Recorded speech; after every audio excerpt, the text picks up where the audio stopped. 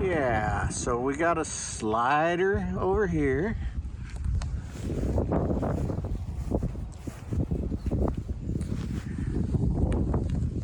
It's kind of hidden up there in the shadows, but got a big old long shackle on there. So let's go to the whiteboard here, somewhere right there, and I'll try and explain to the best of my ability why I did that. I'm gonna draw this as if we're looking at the left side of the car. So if the front is this way. But the reason I did that on that spring, let's say this is the rear end housing.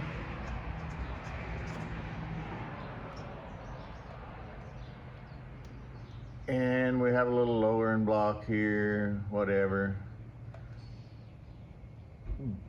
And our long shackle is back here.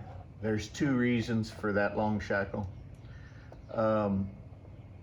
Pivot points.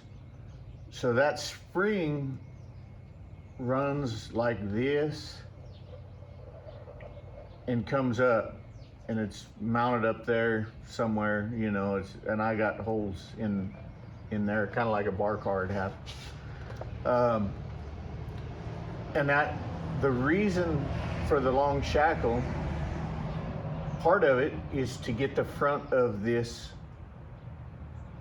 spring up even with that, or maybe slightly above. The nice thing about a leaf spring car is as the torsion load tries to, like you would have a pull bar, tries to rotate that up, it's pushing up on the front of this spring too, which is loading the car. Now, I am a firm believer. I tried to unclamp the back and let the springs open up, and I didn't like that.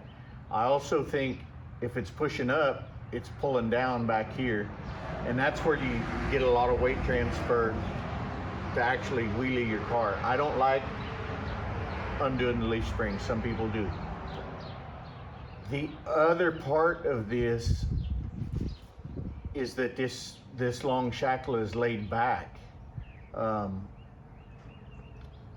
So if you get it, let's say we're